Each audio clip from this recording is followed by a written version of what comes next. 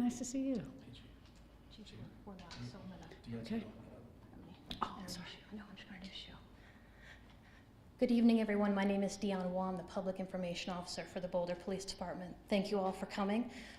We called you here tonight because we have an update in the series of incidents on University Hill with the burglaries and the sexual contacts. We are somewhat limited in the information we can share because this is still a very active and ongoing investigation. And the details, you'll hear why. So first, our first speaker is going to be Chief Maris Harold. Our next speaker will be Deputy Chief Stephen Redfern. Our third speaker will be District Attorney Michael Doherty. And Commander Tom Trujillo will speak if there are questions. So right now, I'm going to turn it over to Chief Harold. Chief. Thanks, Deanne. Thanks for everybody for coming out today. Again, my name is Maris Harold. I'm the Police Chief at Boulder. We are here today to provide detailed updates on the recent pattern of burglary and sexual offenses in the University Hill neighborhood. First, I want to acknowledge the community harm that these incidents have caused this community. I also want to recognize the fantastic work of the Boulder Police Department's investigative team, our patrol officers, the DA's office, the Colorado Bureau of Investigations that have been working tirelessly on this case. I'm shortly going to turn this over to the Deputy Chief. His name is Steve Redfern, and he has been monitoring and managing this case since the onset. So with no further ado, Deputy Chief Redfern.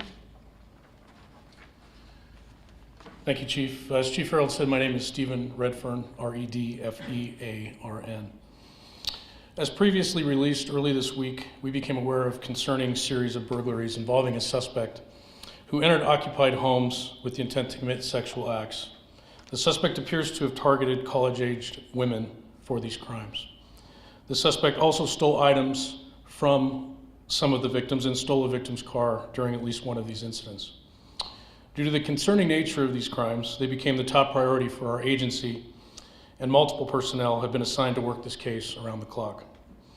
While following numerous leads, our detectives began to review other crimes in the past of a sexual nature to see if we had other crimes that matched the description and circumstances of this case. Detectives did find similarities between this case and a 2021 case involving indecent exposure, where a juvenile was charged with 7 misdemeanor charges relating to those indecent exposures. It quickly became clear that the juvenile suspect in the 2021 cases was likely the suspect in these recent crimes.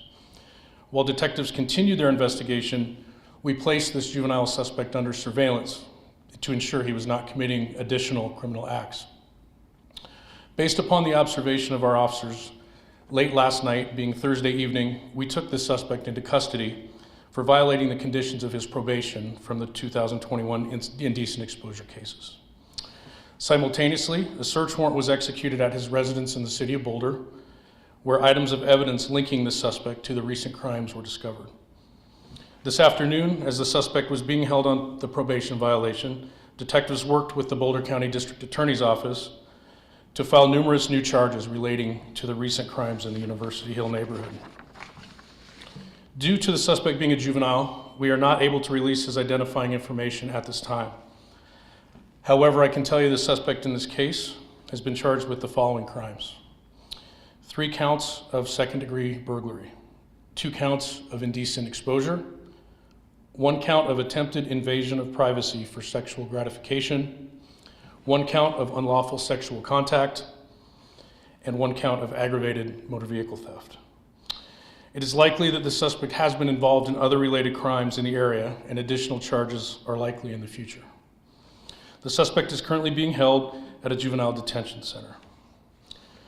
The chief alluded to this, and I just want to reiterate that the incredible work our police officers have done in this case allowed us to have a quick identification of this suspect and a quick apprehension.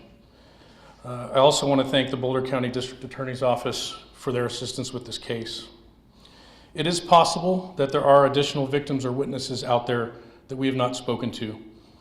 If anyone has information about this case and we have not spoken to you, please reach out to the lead detective on this case, Detective Ashley Flynn, at 303-441-1850. Again, 303-441-1850. The identification of a suspect in this case would not have been made as quickly as it was without the assistance of our community. We received numerous tips and information from the public that made this arrest possible. In closing, I want to acknowledge the anxiety and fear that these crimes cause for many in our community. It is our hope that everyone will sleep a little bit easier tonight knowing that this suspect has been apprehended. Before we take some questions, I want to turn it over to the Boulder District Attorney, Mr. Michael Doherty.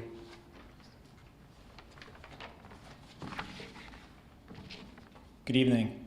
My name is Michael Doherty. I have the honor of serving as the District Attorney. And first I want to thank you, the members of the media, for being here. I know Friday evening is not the time you're looking to come out to Boulder, to the police department, but this was news that could not wait.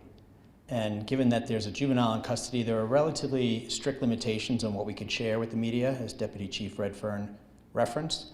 But certainly we're here today to tell you there's no longer a threat to the community. I want to start by acknowledging the outstanding police work by the Boulder Police Department, their detectives and officers. They worked tirelessly over the past week to identify the perpetrator, track him down, build enough evidence to charge him, and then present a search warrant to the court, an arrest warrant to the court later today, and to now have him in custody being held without bond, which I'll talk about more in just a moment. But I can't tell you enough how hard the Boulder Police Department worked to make this outcome and this news today possible. And obviously it was a terrifying crime spree and had a tremendous impact on the victims. So I want to thank the Boulder Police Department for their diligence and their hard work. I came here last night to the Boulder Police Department around 7:45, 8 o'clock, just to check in. We've been working with them all week on this case. But when I arrived last night, you would think it was the middle of the day. How many detectives and officers were working downstairs in this building as hard as they possibly could to locate the perpetrator, build enough evidence against him, and take him into custody. I want to join Deputy Chief Redfern and Chief Harold in encouraging other victims to come forward. If there are other victims, we encourage you to reach out to Detective Flynn and the Boulder Police Department so justice can be done on your behalf. And I also want to focus on supporting and honoring the victims who've already come forward. Thanks to their courage and their strength, we were able to identify the perpetrator, and Boulder PD was able to build enough evidence to present an arrest warrant to the court. So I want to recognize that although we're here to talk today about the arrest of the individual who's being charged with these offenses, that it's because of the victims that we're here today. And it's because of their strength and their courage that we were able to bring this perpetrator into custody.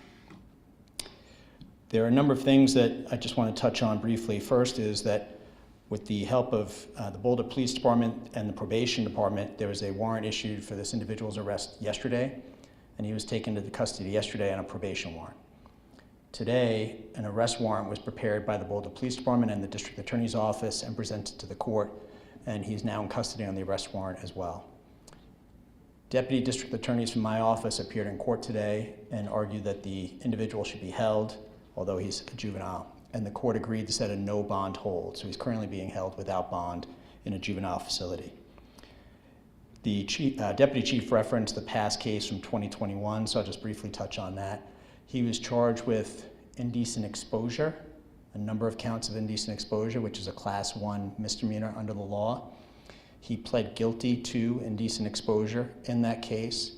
He was then evaluated by doctors who specialize in working with sex offenders. He was diagnosed as amenable to treatment, and he was placed on high-level juvenile sex offender probation.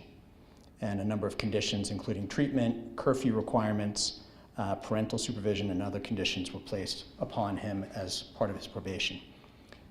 And I will stress, as I do every time I talk to the media, that he's innocent unless and until proven guilty. The charges are merely allegations. We have to guarantee that he has a fair trial if this goes to trial here in Boulder County. So I say that whenever I talk to the media, of course. And I'm happy to take questions if you have any for me or for the Boulder police folks. Thanks. Does anyone have any questions? No? Can you characterize what he was up to when you took him into custody yesterday without getting specific? Was he intending on doing harm again? Or? You know, all I'll comment on that is that we did take him into custody at his residence. He was at home.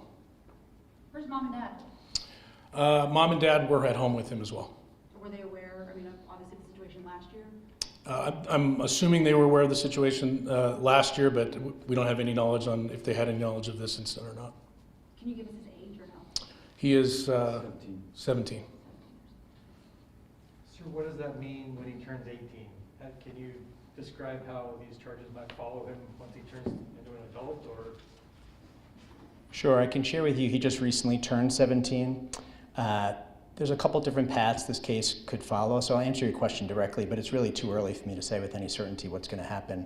He could be prosecuted as a juvenile, and the case would then go through the juvenile justice system. There's certain sentencing options that are available to the court on juvenile cases, including a sentence to what's called DYS, which is a secure facility. We would also evaluate a case of this nature to determine if we should seek a transfer to adult court. So that's something our office will work on as well. And again, this is just the very early stages, but I'll have more information on that in the coming weeks. I know there was a reported assault on campus during the dorm moving week. Do you guys know if this is related to that? I'll have to turn that over to Boulder PD. I'm going to let our Detective Commander Tom Trujillo answer that question.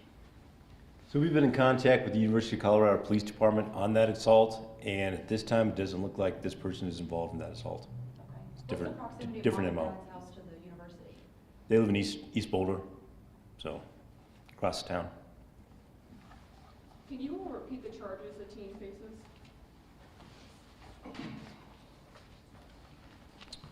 So he has been charged with 3 counts of second-degree burglary, 2 counts of indecent exposure, 1 count of attempted invasion of privacy for sexual gratification, 1 count of unlawful sexual contact, and 1 count of aggravated motor vehicle theft. And if you need to repeat those, I'm happy to get with you afterwards. You mentioned, people can rest easier, and so forth, but it's never good to drop your guard completely. What sort of things should people continue to do to be proactive and vigilant? Sure. So we've had a lot of conversations this week. We've had our officers in University Hill in contact with many of the students, and we understand last weekend when the majority of these happened, it was very hot out. Some of the residences didn't have air conditioning, and so people were leaving windows open on ground levels, things like that. And so we're just encouraging people, lock your doors. What we were seeing is community where several people were living in an apartment, and people may not. It wasn't unusual for people to come and go. People were propping apartment doors open with the rocks so they didn't have to enter the code and things like that. So just some basic, just being a little bit more aware of your surroundings. And one thing we've encouraged throughout this is, if people see someone that's acting strange, to give us a call. We hear from people all the time that say, "Oh, we didn't want to bother you, but that's why we're here." And so we encourage people. We don't. Your neighborhoods better than we do, and if you see someone that's acting suspicious or anything like that, to call us, let us come. We'd much rather be safe than sorry and come and determine that there's no harm or anything like that. Can you characterize how much this person's been in contact with law enforcement here and elsewhere? Extensive history? I don't have his criminal history handy at this time, being that he's a juvenile, we may have some restrictions on that. I don't know if the DA has any. No other criminal history prior to last year. Okay. I just want to make sure I understand correctly. There was the incident that happened around August 18th. You all are saying that he's not been charged in connection to that. Did I hear that correctly? I believe that it might be the question that was asked earlier, and as the detective commander said, we don't believe he is related to that sexual assault. No, last year when the whole first situation happened, was he on probation? Was he being monitored by police? I'm sorry, can you Was clarify? he on probation, was he being monitored by police? Was there any sort of check-ins with him over the last year after the first set of charges? Sure, not with police. He was under the supervision of the Boulder County Juvenile Probation Department.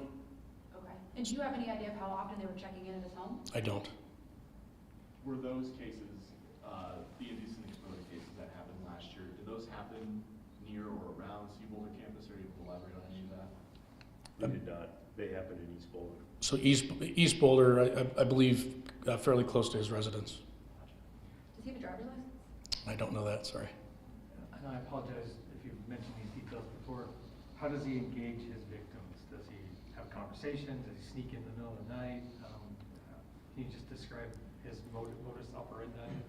So what we know on the 3 incidents that we're charging in this case is that he was entering an unlocked apartment with the intent to commit sexual acts. But beyond that, we're still, correct me if I'm wrong, we're still doing interviews at this time and just ironing out all those details.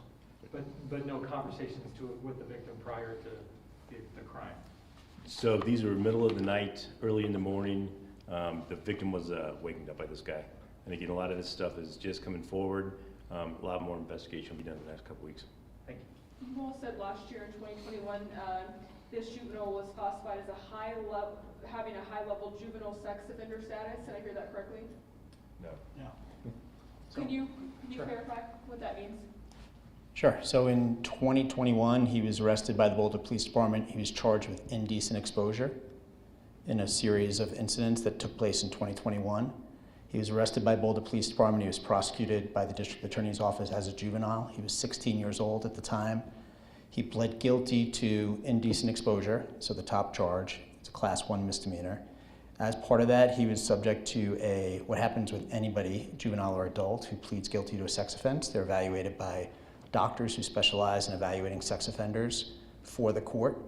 That report was prepared and provided to the court before the court imposed a sentence of juvenile sex offender probation.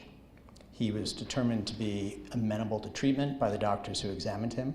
So the court sentenced him to juvenile sex offender probation. With that came a number of conditions, including treatment, supervision, curfew, supervision by parents or adults living in the home. And there could be other conditions. Those are the top ones that I was able to look at before joining you tonight. So not qualified as high risk. So if I misspoke, I apologize. But he was classified as a juvenile sex offender and placed on juvenile sex offender probation at 16 years old. Was he allowed to attend school during that time? I don't have that information at this time. So supervision for a curfew, obviously these incidents recently happened in the middle of the night. Who was supposed to be watching them? So it's a good question, and I believe that's the subject of additional investigation by the police department, and questions about whether the parents were aware that he was leaving the house or not, or things that the police have been working on. So you all can't say at this time whether or not the parents are culpable in any way?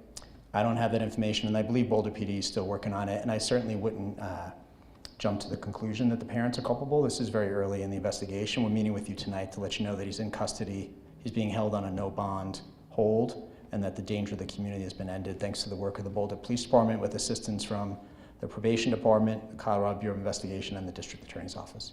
Now that 2021 incident, did that happen on December 9th at MacArthur Drive? So That's when he was arrested. That's when he was arrested. that's correct. Do you have the date of the original incident, like the indecent exposures? It'll be in the press room. Okay, thanks. Sure. In a case like this, generally, how would your office or the police department interface with the school district when there's a person going to school, possibly, that are committing crimes like this? So, I'm sorry, for clarification, you're saying how would we interact with them now? Or how would the school district handle it? And I'm assuming they'd be in communication with you, with the justice system. So I could turn it over to the Boulder Police Department. I assume that the Boulder Police Department and our office will be reaching out to the school system, and the school system will take appropriate action, but I don't have any information on that at this time.